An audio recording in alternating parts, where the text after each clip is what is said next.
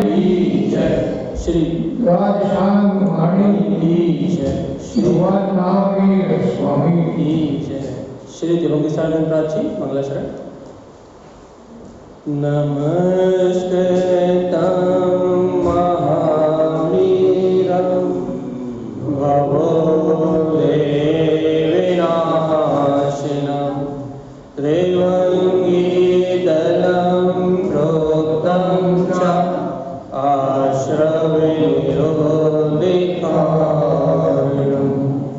बोलिए श्री त्रिभंगी साजी गंधाधिराज की जय। मंत्र चरण करेंगे एक साथ।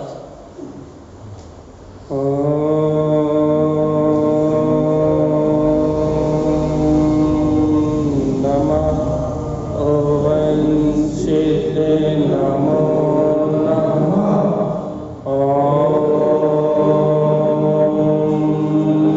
नमः ओम सिद्धे नमो नमः।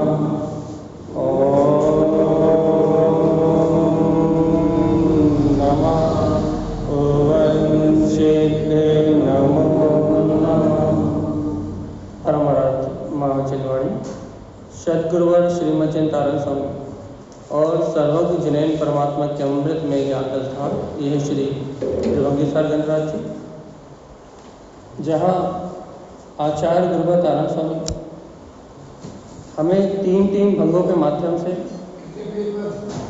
ये सिखा रहे हैं। भैया क्या सिखा रहे हैं कि अशुद्ध भाव में चरण करने से संसार का वर्ण, अशुद्ध त्रिभंगी को ग्रहण करने से संसार का परिभ्रमण बढ़ेगा और शुद्ध त्रिभंगी को ग्रहण करने से संसार परिभ्रमण छूट जाएगा।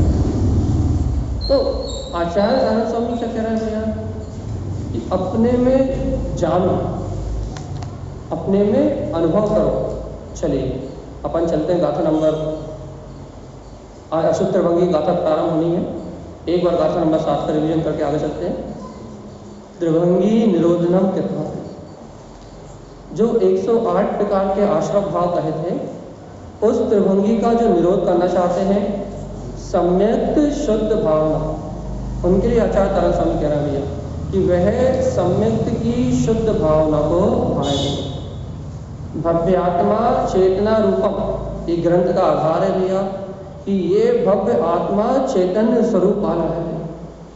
ऐसा जो जानते हैं सम्यक दर्शनम मुक्तमम, भैया वह इस सम्यक दर्शन रूपी भारी रत्न को प्राप्त करके अपने आत्मा का स्वानुभव करके इस संसार परिभ्रमण की यात्रा से अर्थात आश्रम के कारणों का निरोध कर देते हैं। ये बात है आचार्य तारण स्वामी। अपन चलते हैं अब गाथा नंबर 8, 6-7 हो गई अपनी गाथा नंबर 8। भैया अब से क्या प्रारंभ हो रहा है? अशुद्ध त्रिभंगी में प्रवेश। कौन सी त्रिभंगी में? याद रखना जी, अज्ञानवश प्रथम अध्याय है ये, त्रिभंगी प्रवेश भाव। जीव अशुद्ध त्रिभंगी में किन परिणामों के द्वारा प्रवेश करता है, ये बात कर रहा है। एक घबराहट का विषय है ये, क्योंकि यहाँ अपन परिणाम मिलाएंगे तो ये सारे भाव अपने को अपने अंदर दिखाई देंगे।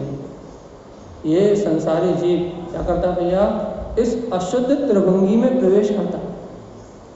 क्यों करता है अशुद्ध त्रिभंगी में प्रवेश? क्यों करता है? क्योंकि मिथ्यात्व में संपूर्ण रागादि मल पूरितम, क्योंकि मिथ्यात्व से संपूर्ण है, रागादि मल से पूरित है, इसलिए इस विभाव रूप त्रिभंगी में प्रवेश करता है। तो अपन एक बार बताओ अपने को इन अशुद्ध भाव को श्रवण करके क्या करना है? 8 नंबर, 9 नंबर, 10 नंबर अपन 2-2, 3-3 गाथा एक दिन में लेंगे, लेकिन इन अशुद्ध त्रिभंगी को पढ़ के, इस अशुद्ध भाव त्रिभंगी को पढ़ के अपने को करना क्या है? हाँ बस इतना याद है कि गाथा नंबर 7 में तारण स्वामी ने कह दिया था त्रिभंगी निरोधम चित्र। इन परिणामों को जान के, इन परिणामों को देख के अपने को इनका निरोध करना है। यदि ये अपने अंदर दिखाई दे, इतनी सावधानी रखना भैया देखो यहाँ सावधान होने का नाम साधना है। क्या करना है? पाप विषय कसाय से बचना, यही त्रिभंगी साधना। काय से बचना भैया? पाप विषय कसाय, इनसे बचना ही त्रिभंगी साधना। तो अपने को क्या करना है? ये शुभ अशुभ मिश्र आदि जो भाव यहाँ नारायण स्वामी कहेंगे, यदि ये भाव अपने को अपने मन में दिखाई दे तो अपने को क्या करना है? इनका निरोध। अनादिकाल से क्या किया अपन ने कि ये विकारी भाव दिखाई दिए, इन विकारी भाव में अपन डूब गए, इनसे एकत्र नहीं तोड़ा। इन विकारी भाव को करने वाला ही मैं हूँ, विकारी भाव रूप ही मेरा स्वभाव है, ऐसा मान के ये जीव इन विकारों से एक समय के लिए भी अलग नहीं होता। अच्छा, एक समय के लिए अलग हो जाता तो क्या हो जाता? समय दृष्टि। यदि एक समय ही यदि इन विकारी भाव से अपना संबंध तोड़ देता और स्वभाव सन्मुख भाव प्रकट हो जाते तो उसी समय आत्मानुभूति प्रकट हो जाती। तो ना कभी ये अलग हुआ और ना अलग होने का प्रयास कर रहा है। अलग नहीं हुआ तो भाई ये तो पुरानी बात हो गई। आज तक ये जीव इन विकारी भाव से अलग नहीं हुआ, ये तो पुरानी बात हो गई। लेकिन वर्तमान में भी अलग होने का कोई उपाय कर रहा है। जब बीती बात विचार दें, वही अनादिकाल से नहीं कर पाया, अनादिकाल से अलग नहीं हो पाया तो भी कोई बात नहीं हुई। अब जो निकल गया सो निकल गया, उसके लिए क्या रोना, चले ही गए आप। लेकिन यदि हम बीती बात को विचार भी लें तो वर्तमान में ये जीव क्या राग से, देश से, मोह से, क्या इन भाव से अलग होना चाह रहा है? क्या भिन्न होना चाह रहा है? क्या कहाँ होना चाह रहा है? यदि इन शुभ अशुभ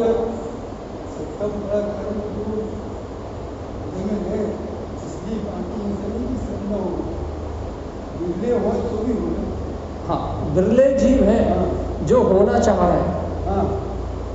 सबके लिए नहीं कह सकते, लेकिन हम मान लो हम अपने लिए कह रहे हैं कि क्या बात है कि मान लो कि अनादिकाल से विभाग में परिणमन करा, चलो कोई बात नहीं।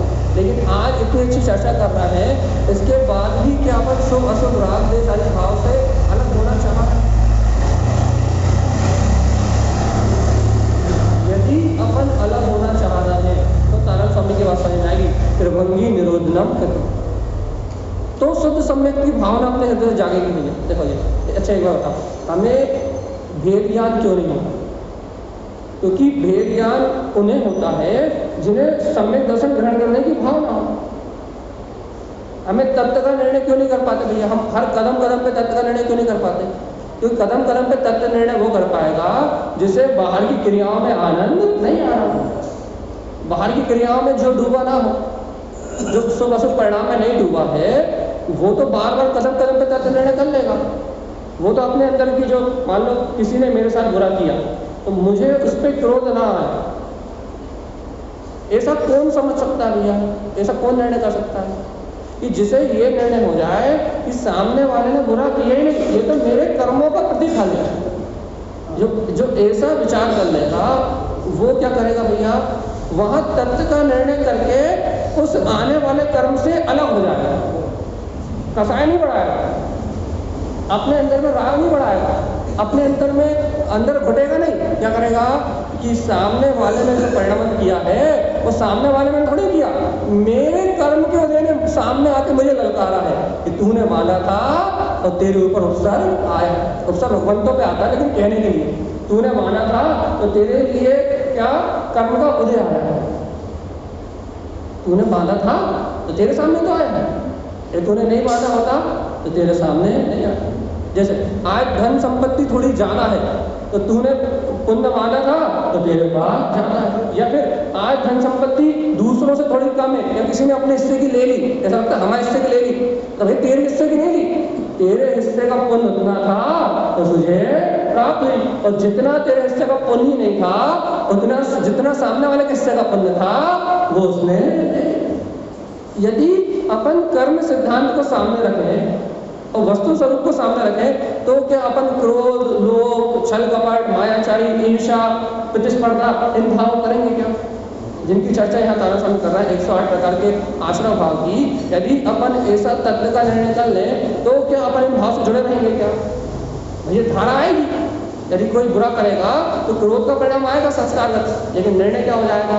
अरे पागल, अनंत बार क्रोध कर लिया, अब यदि तुझे इस दुख से छूटना है तो समता भाव धारण कर, इस कर्म से भिन्न हो जा, तो अपने में लौट के आ जा।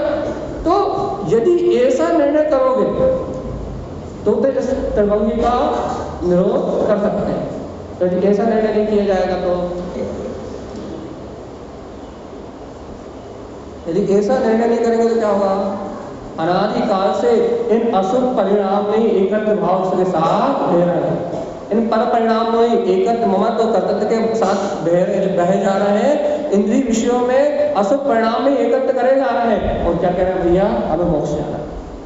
याद रखना, जब तक इन अशुद्ध भाव त्रिभंगी में एकत्र है, ममत्व है, कर्तव्य आदि की भावना है, तब तक मुक्ति देखने भी नहीं मिलेगी, जाने की तो बात बहुत, क्योंकि इन विकारों से एकत्र तोड़े बिना स्वभाव प्रकट होने वाला नहीं है। या ऐसा दिखाओ, स्वभाव के प्रकट हुए बिना, शुद्ध सम्यक दर्शन की भावना के बिना इन विकारों से एकत्र टूटने वाला नहीं। आस्तिक से कहो या नास्तिक से कहो, कान कहीं से भी पकड़ो, लेकिन स्वीकार करना है स्वभाव। कैसे चिंतन करो आप, लेकिन सिद्धि होगी अपने आत्म स्वभाव की। चिंतन कहीं से भी करो, अनुभव होगा आत्मा। हाँ, तो ये क्या करना है? तारण स्वामी अशुद्ध त्रिभंगी में प्रवेश की बात कर रहा है। त्रिभंगी प्रवेश भाव कि किन अज्ञान भाव के कारण, किन विकार परिणामों के कारण ये जीव 108 प्रकार के भाव आश्रय से इस अनंत संसार में डूबता। ये स्वरूप यहाँ तारण स्वामी कह रहे हैं। अब अपन पहले पक्का कर लो, इन भाव को जान के इन्हें संभाल के रखोगे, इनसे जुड़ान करोगे, इनमें डूबे रहोगे, या गलती से भी ये भाव अपने अंदर दिख जाए तो ये स्वीकार करोगे भैया कि ये मेरा स्वभाव। इसके लिए चेतना पड़ेगा। मैं चैतन्य आत्मा का भव्य आत्मा चेतना रूप, इसके लिए चैतन्यता चाहिए कि मैं चैतन्य आत्मा हूँ और ये क्रोध आदि के परिणाम जड़ है। मैं चेतन आत्मा हूँ, राग देश आदि के परिणाम जड़ है। मैं आत्मा हूँ, ज्ञानावरण आदि कर्म के परिणाम, ये द्रव्यकर भाव का नवकर्म के परिणाम, ये जड़ है। मैं चेतन हूँ, ये जड़ है। जब इन्हें जड़ मानोगे, कौन मान पाएगा जड़? जो इनसे एकत्र तोड़ लेगा, अपने आप को चेतन स्वीकार कर लेगा। और जो अपने आप को चेतन स्वीकार नहीं करेगा तो वो मन क्या करेगा? राग मैं नहीं कर रहा तो कौन कर रहा है? क्रोध मैं नहीं कर रहा तो कौन कर रहा है? खा मैं नहीं रहा तो कौन खा रहा है? चल मैं नहीं रहा तो कौन चल रहा है? पुत्र परिवार का पालन मैं नहीं कर रहा तो कौन कर रहा है?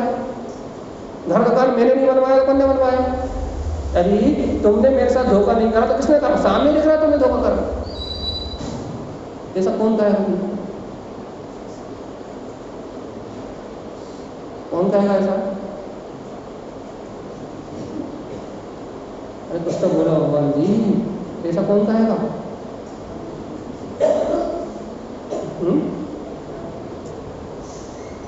जो इस अशुद्ध त्रिभंगी को छोड़ नहीं पाएगा, या फिर जिसे चेतनता बोध में नहीं आएगी, जो जड़वत ही अपने को मानेगा, शरीरवत ही अपने को मानेगा, चलने वाले विकार परिणामवत ही अपने को मानेगा, जो संयोग में घट रहा है उस रूप ही जो अपने को स्वीकार करेगा, वो कभी इस अशुद्ध त्रिभंगी से एकत्र, क्योंकि कर्मों को जड़ माने बिना चैतन्यता का बोध होने वाला नहीं। या फिर ऐसा कहो, चैतन्यता का बोध हुए बिना ये कर्म जड़ नजर आने वाले नहीं। ऐसा ही लगता रहेगा भैया, राग मैं ही कर रहा हूँ, क्रोध मैं ही कर रहा हूँ, कोई छल कपट मायाचारी कर रहा है मेरे साथ, तो भैया वो दोषी है। निमित्ताधीन दृष्टि बनी रहेगी, कभी उपादान अपनी गायक सत्ता बोध में आने वाली। क्या करना है? तारण स्वामी की बात करना है, भव्य आत्मा चेतना रूपक। भव्य आत्मा तो शाश्वत चेतन स्वरूप वाला है। यदि तारण स्वामी की बात मानने में आ जाए कि ये भव्य जीव शाश्वत चेतन स्वरूप वाला है, तो अब भी आगे चलने वाले शुभ भाव से अशुभ भाव से अंतर में जो विकारी परिणाम चल रहे हैं, इनसे अब भी आगे एकत्र टूट जाए। तो टूट जाए क्योंकि चैतन्य का जड़ से कोई संबंध नहीं। इस आत्म का, इस चैतन्य का इस जड़ पदार्थ से, इस पुद्गल पदार्थ से कोई संबंध है। जैसे ही चैतन्यता स्वीकार होगी वैसे ही पुद्गल का निरोध प्रारंभ हो जाए। निरोध मतलब क्या पता है?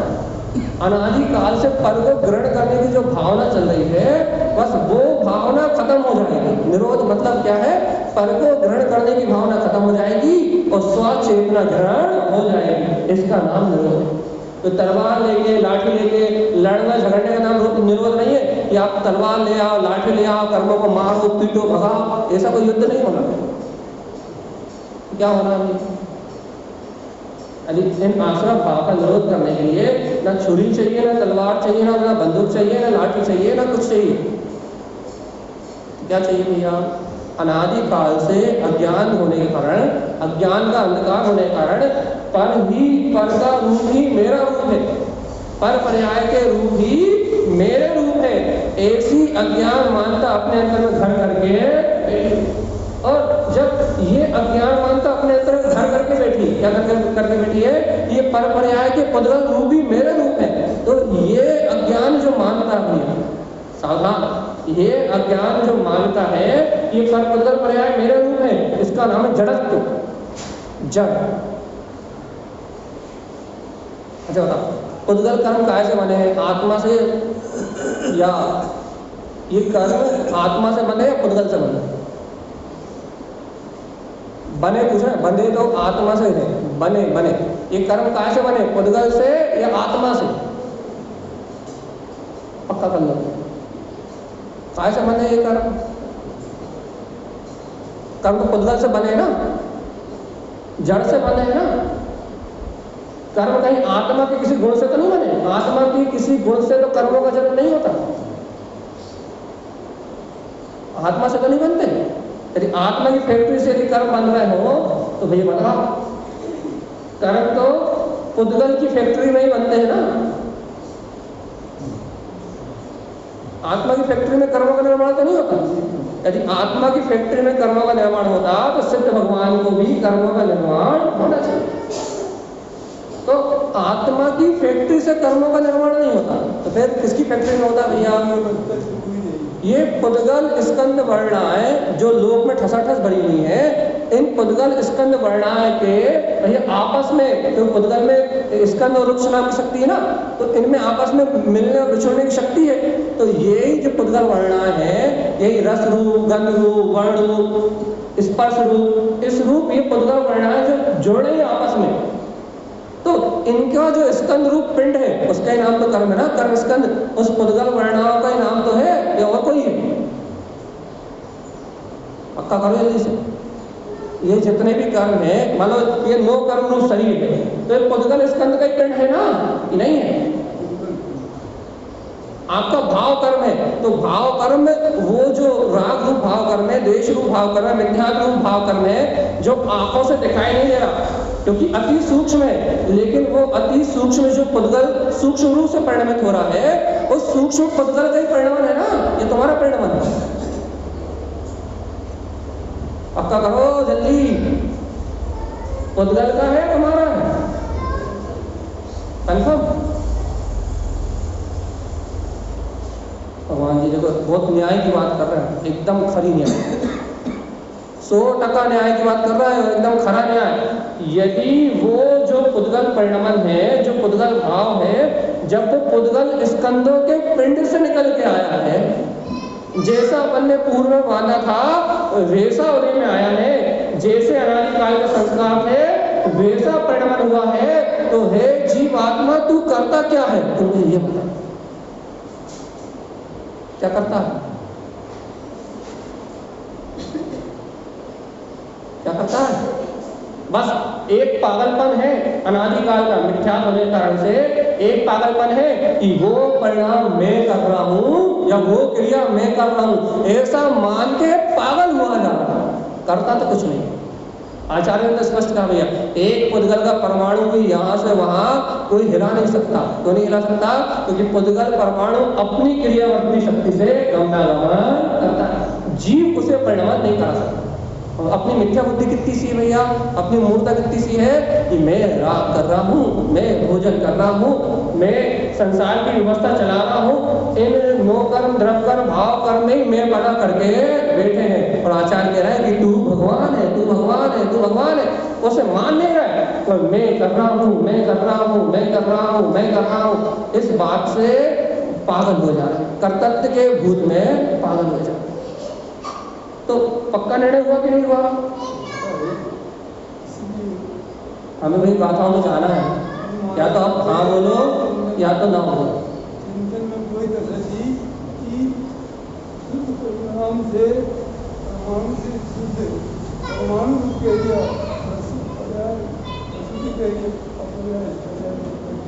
पुद्गल जब शुद्ध परमाणु रूप है, जब कर्म रूप नहीं होता। जब पुद्गल स्कंद अशुद्ध परमाणु रूप होता है, जब जीव के संयोग में बंद। पुद्गल की भी शुद्ध अवस्था को नहीं जानते अपन, सही मायने पुद्गल की भी अशुद्ध अवस्था को जानते हैं। जब पुद्गल दो परमाणु रूप होता है, जब पुद्गल अज्ञान भाव रूप होता है, तब अज्ञान मतलब पुद्गल में चेतना नहीं है, मतलब जब पुद्गल विभाव भाव रूप परिणमित होता है, तब वो कर्म स्कंद रूप परिणमित होता है। और जब पुद्गल शुद्ध परमाणु की अवस्था में है तो वीतरागी है, ब्रह्म है, मतलब उसका किसी दूसरे पुद्गल से भी संबंध नहीं है। जैसे एक जीव का दूसरे जीव से भी कोई संबंध नहीं है, वैसे एक पुद्गल परमाणु का दूसरे पुद्गल परमाणु से कोई संबंध नहीं है। अन्योना भाव सिद्ध किया उसने, एक पुद्गल का दूसरे पुद्गल में अन्योना भाव है, एक दूसरे को जानते भी, एक दूसरे से गुण से परिचित भी नहीं।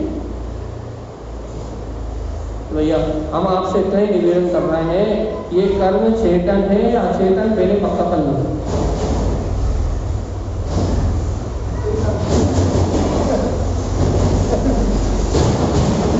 सारी आगम की परिभाषाएं आपको इसलिए सुना रहे हैं कि आपका निश्चय फाइनल चाहिए, स्टाम्प पेपर में लिखा हुआ कि ये कर्म बाहर ले जाओ,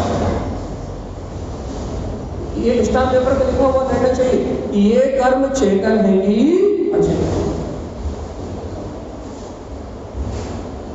आप कह रहे हैं कि जो आपकी क्रिया होती शक्ति से गमनागमन कर रहा है और जीव विभाव रूप परिणमन कर रहा है, अभी तो उसकी ओर आकर्षित हो रहा है। जीव के विभाव रूप परिणामों का निमित्त पाके इस लोकाकाश में अनंत अनंत पुद्गल परिणाम ठसाठस भरी है। जीव के परिणामों का निमित्त पाके जीव से संश्लेष तादाद संबंधित, संश्लेष अर्थात उसके परिणामों की कसाई की तीव्रता और मंदता के अनुसार ये पुद्गल परिणाम संश्लेष संबंध अर्थात एक क्षेत्र का अवगाहन करते हैं कुछ समय के लिए, लेकिन वो भी अपनी कर्म प्रकृति के अनुसार, अपनी स्थिति, अपने अनुभाव के अनुसार और अपने समय में आते हैं और अपने समय पे चले जाते हैं।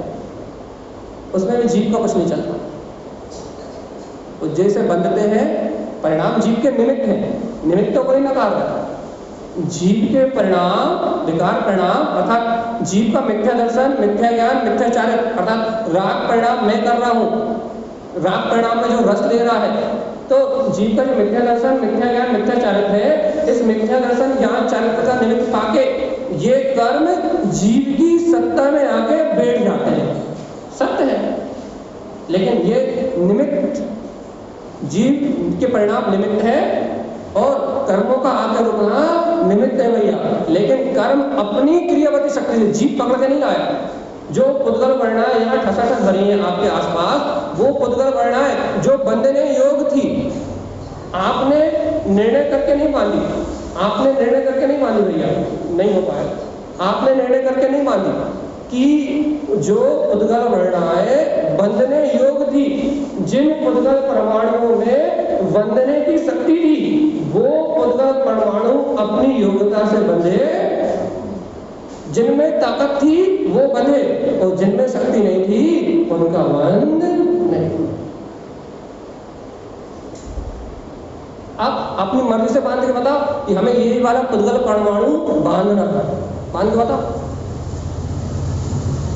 अपनी मर्जी से बंद होता। आपके चारों ओर यहाँ जहाँ अपन बैठे हैं अनंत अनंत पुद्गल वर्णाएं ठसाठस भरी हुई, अनंत अनंत जीव अनंत है, लेकिन पुद्गल परमाणु अनंतानंत है। आगम में कथन आया भैया, अपन ऐसे कह देते ना, आज तक ऐसा एक भी परमाणु नहीं है जो इस जीव ने बांधा ना हो। उपचार से कह देते हैं, लेकिन यथार्थ सत्य ये है, कर्णाली युग की दृष्टि से विचार करें तो ये पुद्गल अनंतानंत है। जीव अनंतानंत काल से परिणमन करते हुए भी इन संपूर्ण पुद्गल परमाणुओं को ग्रहण करने में सामर्थ नहीं है। कर्णाली युग ये कहता है, क्यों? क्योंकि पुद्गल वर्णाएं अनंतानंत है। अनंत अनंत काल तक इसी परिभ्रमण करेगा तो भी सारे परमाणु ग्रहण नहीं कर सकता, क्योंकि भैया 5 प्रकार के वर्णाओं को ग्रहण कर सकता है, बाकी शेष 21 प्रकार की वर्णाओं में से बाकी के तो ग्रहण भी नहीं कर सकता। तो जल्दी से निर्णय कर लो भगवान जी। हम कर्णाली युग में पहुंच गए हैं और हमें आना है गाथा नंबर 8 पे। कर्म चेतन है या अचेतन?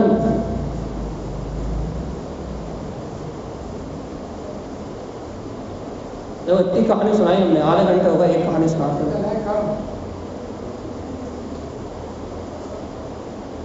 अपने राग आदि भाव चेतन है या अचेतन?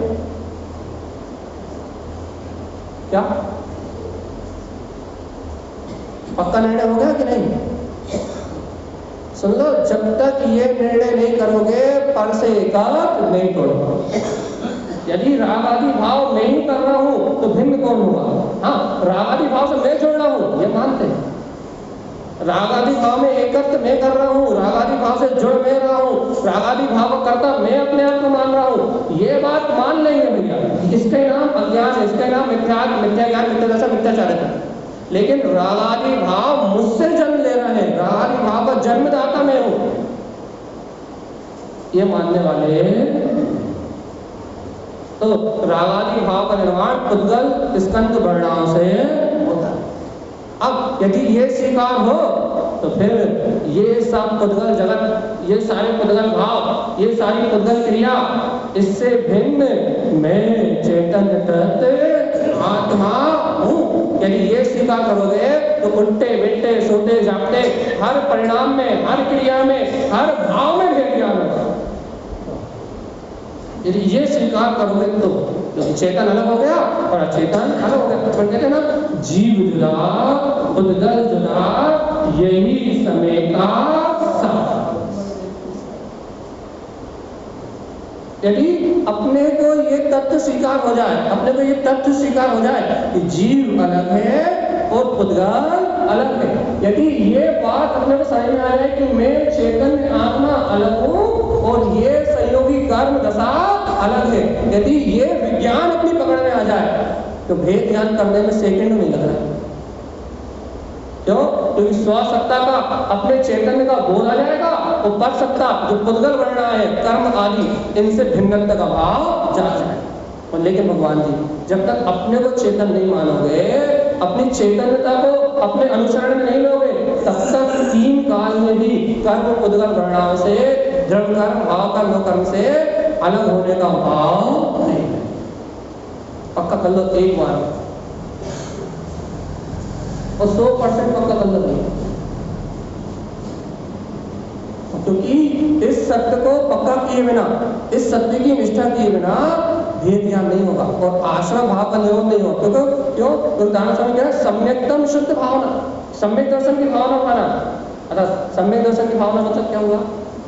संयोग से भिन्न शुद्ध आत्मा की भावना पाना। और यदि संयोगों को ही अपना मानते रहोगे तो शुद्ध आत्मा की भावना कहां से पाओगे? यहाँ से अपनत्व, पर पर्याय भाव से अपनत्व टूटेगा, उसके बाद शुद्ध आत्मा की भावना प्राप्त। और यदि पर पर्याय से अपनत्व नहीं टूटेगा तो फिर कभी शुद्ध स्वभाव की भावना नहीं। क्या पक्का कर रहे हो? कर्म चेतन है अचेतन? देखो, पूरे आधे घंटे में भी हम आपको विश्वास नहीं दिला पा रहे, कर्म अचेतन है। भगवान जितना प्रेम इन कर्मों से है ना, उतने से आधे भी तुमने आत्मा से प्रेम कर लिया होता ना तो कब के मोक्ष चले जाते। जितना प्रेम इस राग भाव से दिखा रहे हो ना, ये राग भाव को अचेतन नहीं कह पा रहा है, अपने आप को चेतन नहीं कह पा रहा है। जितना प्रेम ये द्रव्य कर्म भाव कर्म नो कर्म को दिखा रहे हो ना कि भैया ये हमारे ही है, हमारे बांधे हुए हैं, हमने अचेतन कैसे कह दें? हमने अनंत काल से संपदा को जोड़ा है, और वो भी झूठी संपदा जो हर समय निर्जरित हो रही है, जो तुम्हें छोड़ते जा रही है, अकाम निजरा प्रतिपल हो रही है, जो पुद्गल परमाणु हर समय तुम्हें छोड़ते जा रहे हैं, उन पुद्गल परमाणु को तो पराया नहीं है पाया। बता रहा हूं, तुम किससे मोह करता हो? जो तुम्हारे कभी हो ही नहीं सकते। और जितना प्रेम तुम इन कर्मों से दिखा रहे हो, जितना अपनत इन कर्मों से दिखा रहे हो, यदि इसके आधे का आधा भी यदि आत्मा से दिखाओगे तो इसी समय आत्मानुभूति प्राप्त होगी। ये काय को प्रेम कर रहे हो? तुम्हारा हित नहीं करेंगे, दुर्गति नहीं आएंगे, जन्म मरण कराएंगे, 84 लाख योनियों में डुबा देंगे, इस आत्मा पे इतना आवरण डालेंगे, इतना आवरण बात डालेंगे कि अक्षर के अनंत में भाग 100 में 18 बार जन्म मरण, इतनी वेदना तक लेके जाएंगे। जैसे अपन मोह कर रहा है ना, जिससे राग लड़ा रहा है ना, तो जिन्हें अपन पराया नहीं कह पा रहा है, ये इस जीव की इतनी दुर्गति करेंगे, इतनी दुर्गति करेंगे कि जन्म लेने का टाइम नहीं मिलेगा। जन्म मरण जन्म मरण जन्म मरण इसी गति में ले जाएंगे। और बताओ तो इनसे प्रेम करने से तुम्हें लाभ क्या? इन कर्मों से प्रेम करने से क्या लाभ है? हानि हानि, नुकसान के अलावा कुछ नहीं है, आकुलता के अलावा कुछ नहीं है, विकल्पों के अलावा कुछ नहीं है। इसके बाद भी इनसे गाढ़ा प्रेम क्यों? और इनसे प्रेम का परिणाम ही 84 लाख योनियों का परिणाम। छोड़ना कि नहीं छोड़ना? किससे प्रेम छोड़ना? कर्म से। तो इनसे प्रेम छोड़ने के लिए पहले 2 अलग अलग करने पड़ेंगे, ये जड़ और मैं चेतन। पक्का है कि नहीं? अभी भी हमारा रिजल्ट 100% नहीं मिला। पक्का? अरे 50% रिजल्ट मिल जाए लोगों के चेहरे पे, 50% ही लोगों के चेहरे पे मुस्कुराहट आ जाए कि वाह, अनंत काल की जंजाल से बचा दिया भगवान, वाह। हम तो ये मान रहे थे कि हम कर्मों से कभी छूट ही नहीं पाएंगे, हम तो ये मान रहे थे कि ये कर्म कभी नष्ट ही नहीं होंगे, हम तो ये मान रहे थे कि ये कर्म ही मेरा रूप है। वाह आचार्य परमात्मा, जय हो जनवाणी माँ की, जय हो सर्व परमात्मा की अमृत देशना की। एक क्षण में हमारी भ्रांति को दूर कर दिया। हम तो रस्सी को सांप समझ के क्या सोच रहे थे? रस्सी को सांप समझ के डंडा पटक रहे थे कि सांप भगेगा, सांप भगेगा, सांप भगेगा। लेकिन पता लगा कि वो तो सांप ही नहीं था, वो तो रस्सी थी, वो तो कभी भगने वाली है ही नहीं, वो तो पुद्गल है, उसमें जान ही नहीं है, उसमें तो कोई दम ही नहीं है। बस भ्रांति टूटेगी और रस्सी नजर आने लगेगी। भ्रांति टूटेगी कि मैं चेतना हूँ और ये सारे कर्म संयोग अचेतन है। भैया अपने आप ही पुद्गल नजर आने लगेगा, और जिस क्षण पुद्गल नजर आएगा उस समय अपने आप ही जीव जुड़ा और पुद्गल समय सार आत्मा, समय सार भगवान आत्मा स्वानुभूति में प्रकट हो जाएगा और अंतर से आनंद की धार बह जाएगी। और समय बोध हो जाएगा ये जीव अलग है और ये संयोग अलग है। तत्क्षण बोध हो। पहले बताओ, रस्सी को रस्सी मान रहे हो? सांप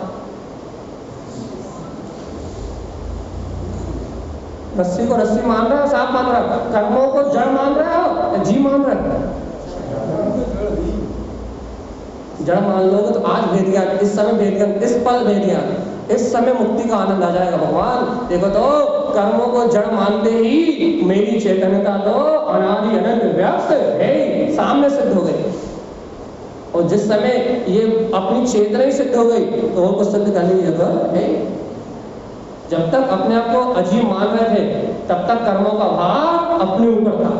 क्यों? क्योंकि अपन ही उन्हें अपना मान रहे थे, और जिस दिन अपन ने उन्हें अपना मानना बंद कर दिया उस दिन कर्मों का भार अपने ऊपर से उतर गया। और कर्मों का भार जिनके ऊपर से उतरता है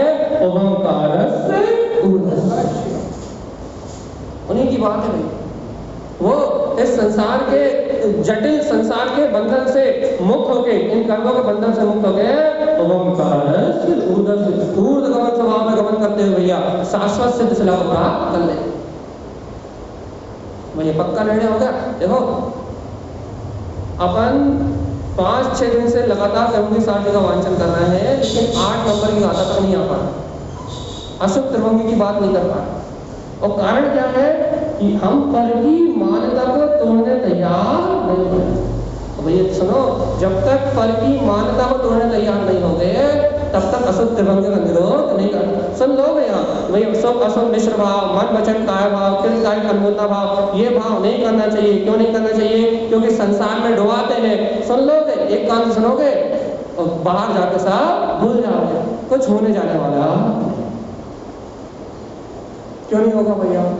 क्योंकि इन भाव से मुक्त होने के लिए स्वभाव की चैतन्य की ताकत चाहिए, शुद्ध आत्मा की भावना चाहिए, सम्यक दर्शन का सोपान चाहिए। बिना सम्यक दर्शन के सोपान के, बिना तत्व निर्णय के इनसे अलग होना संभव नहीं है। क्यों? क्योंकि अनादि काल से मैं ही मान रहा हूँ कि मैं ही स्वभाव कर रहा हूँ, मैं स्वभाव। अब जब मैं ही ऐसा मान रहा हूँ तो मैं कैसे अलग होगा? मैं तो एक जगह रह सकता, या तो संयोग में रहेगा, ये संयोग मेरे, मैं संयोग रूप, तो या तो मैं त्रिकाली सत्ता, मैं ध्रुव आत्मा, मैं तो एक जगह रहेगा। या तो इन पर पर्याय, इन पर परिणामों को मैं मान लो, या फिर मैं परम ब्रह्म परमात्मा अपनी ध्रुव चेतना को मैं मान लो। मैं तो एक अखंड में रहेगा या फिर क्षणभंगुर में रहेगा। क्षणभंगुर में रहेगा तो 84 लाख योनियों का परिभ्रमण रूप परिणमन होगा, और अपनी अखंड अवैध सत्ता में होगा तो अंतर से जय जयकार बन जाएगी और यह आत्मा मुक्त हो जाएगी। और ये अभी भी निर्णय ले लो, नहीं तो हम गाथा छुएंगे नहीं। आप बेशरम तो हम महाबेशरम। आप यदि स्वीकार नहीं करोगे कि ये कर्म जड़ है, आप बेशरम बने बैठ रहोगे तो हम महाबेशरम। अब इसके अलावा दूसरी चर्चा नहीं करेंगे, हम गाथा छुएंगे नहीं। या तो पक्का निर्णय कर लो, या तो देखो कौन जड़ा बड़ा बेशरम है, प्रतिस्पर्धा कर लो। या तो मानो सर्वज्ञ की बात को मानो, या फिर कंपटीशन कर लो बड़ा बेशरम कौन है।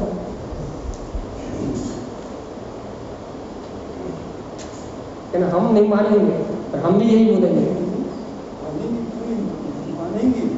तो इसीलिए नहीं आ रहा है इसमें, क्योंकि राजू उसकी पढ़िए वजनदार है, इसमें अभी कम है। सुनते सुनते बिल्कुल खुद का स्वाध्याय होगा तो निश्चित एक ना एक दिन। अरे चलो मान लिया कि कर्म की सत्ता वजनदार है, अरे लेकिन आज यहाँ बैठ के तो अपनी त्रिकाली सत्ता को वजनदार कर सकते हैं कि नहीं कर सकते? कि हाँ मैं चेतन हूँ, चूल्हे में जाकर हो सकती है बिल्कुल। आज अपना पल्ला भारी कर सकते हैं कि नहीं कर सकते? आज अपनी दम लगा सकते हैं कि नहीं लगा सकते? यदि आज भी यदि चैत्यालय में तारण स्वामी के सामने बैठ के भी यदि आज भी कर्मों की सत्ता को भारीभूत किया तो तारण स्वामी की शरण में आने का क्या फायदा है? यदि आज भी ये मान रहा है यहाँ बैठ के कि नहीं भैया कर्म दुष्ट महावेरी प्रेरक है, हमारे सत्ता में पड़े हैं, हमें तो पेरेंगे ही, हमें पेरे बिना जाने वाले नहीं है। यदि आज भी इन कर्मों की मान्यता को नहीं हटाया तो आज तारण स्वामी के ग्रंथ पढ़ने का क्या लाभ? तारण स्वामी की अमृत वाणी सुनने का क्या लाभ? इस अमृत वचनों से क्या फायदा? यदि यहाँ बैठ के भी आत्मा की वजनदारी स्वसत्ता का बल नहीं चला कि मैं गायक तत्व भगवान आत्मा हूँ, तो तारण स्वामी के ग्रंथों में और अन्य जगह बकवास में क्या अंतर है? अन्य क्रिया कांड में और तारण स्वामी के अमृत देशन में क्या अंतर है? क्या अंतर है? यहाँ तो एक की सत्ता जागती है ना, एक का विश्वास जागता है ना।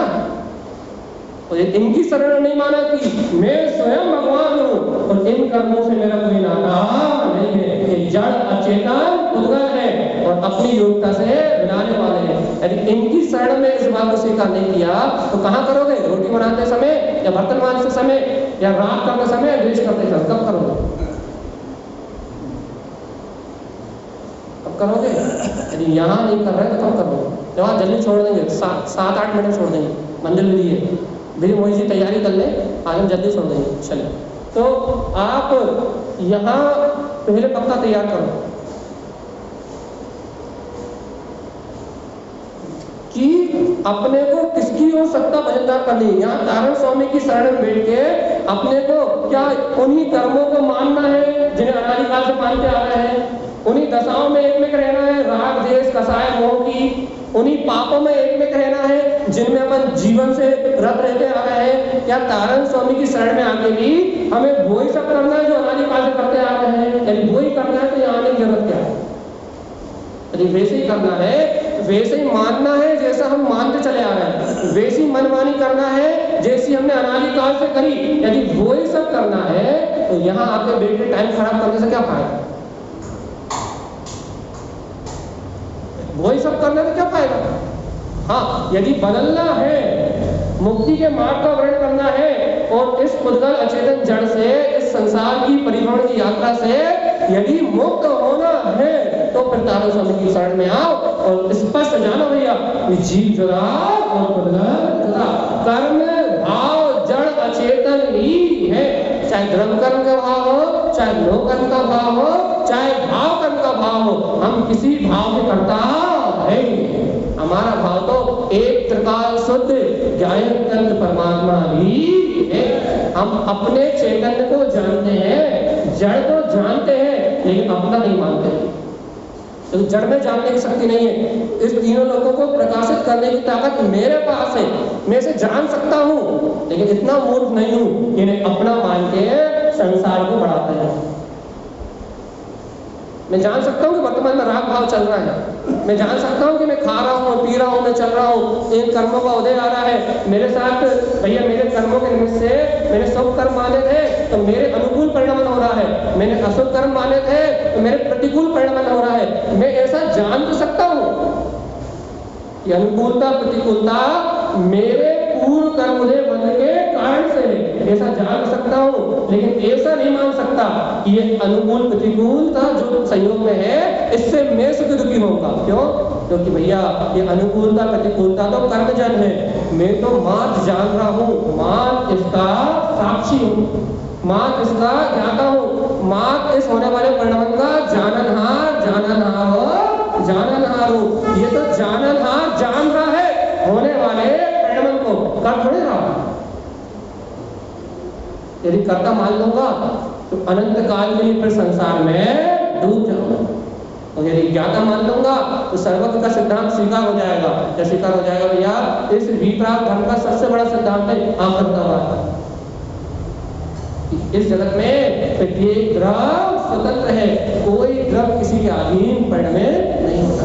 जीव अपने में स्वतंत्र है और पुद्गल अपने में स्वतंत्र है। धर्म अलग, आकाश काल सब अपने अपने में स्वाधीन और स्वतंत्र है। यहाँ कोई किसी के आश्रय नहीं। इसके लिए एक सिद्धांत हम हमेशा बोलते हैं भैया, 6 के 6 द्रव अनादि से, अर्थात ऐसा कहें 6 के 6 द्रव बचपन से बाल ब्रह्मचारी ही है, किसी द्रव ने दूसरे द्रव को स्पर्श ही नहीं किया, सब बाल ब्रह्मचारी है। किसी ने आप ब्रह्म का भाव नहीं किया। क्यों नहीं किया?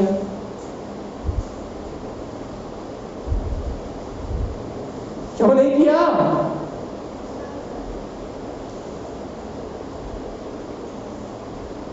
सारे के सारे द्रव बाल ब्रह्मचारी है। सर्वज्ञ की नजरों से देखो, केवली की नजरों से देखो, एक भी द्रव आप ब्रह्म रूप परिणमन करता ही नहीं है। क्यों नहीं करता? क्योंकि एक द्रव से दूसरे द्रव का कोई संबंध है ही भगवान जी। तो आप ब्रह्म करने जाएगा कहाँ? अपनी सत्ता से बाहर जाएगा कैसे? अपने गुणों से बाहर परिणमित होगा कैसे? जब हो ही नहीं सकता तो होगा ही नहीं, तो फिर क्या दिक्कत हो रही है?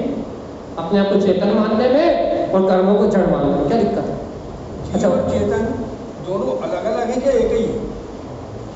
यदि आप कर्म संयोग दशा से जीव को देखते हो तो जीव और चेतन अलग अलग है, और यदि कर्म संयोग दशा को छोड़ के अखंड जीव सत्ता को, जो तारण स्वामी ने ज्ञान समुद्र सार जी ने सूत्र दिया है, जो जीता था, जो जीता है, जो जीता रहेगा, जीवोपी जो जीव ही है, जिसमें जीवन के अलावा और कुछ नहीं है। यदि प्रकाश सत्ता से जीव को देखोगे तो वो ब्रह्म स्वरूपी ज्ञान तत्व भगवान आत्मा है। खातिर का विशेष में तारा स्वामी ने सूत्र दिया है, जीव कैसा है, ब्रह्म स्वरूपी है, लेकिन कर्म सापेक्ष दशा से देखोगे, राग आदि पर्याय परिणमन की दशा से देखोगे, उसे निमित्त आदि दृष्टि से देखोगे तो अनादिकाल से जीव संसार में जन्म मरण कर रहा था, कर रहा है और कब कर रहा है। कर्म सापेक्ष दशा में जीव जन्मति जान दिखाई देगा और कर्म निरपेक्ष दशा में जीवों की जो जीता है उसका नाम जीव। भैया अब आप अपना निर्णय फाइनल कर लो कि कर्म चेतन है या जीव चेतन।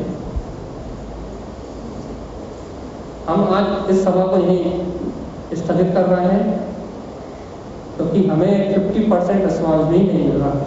मंदिर विधि करें अपन लोग, तैयारी करके आओ। पहले त्रिभंगी सारजी सुनना है, हम पहले 2 चाहिए, 1 से काम नहीं चलेगा। शरीर अलग चाहिए, उद्गत अलग चाहिए और जीव अलग चाहिए।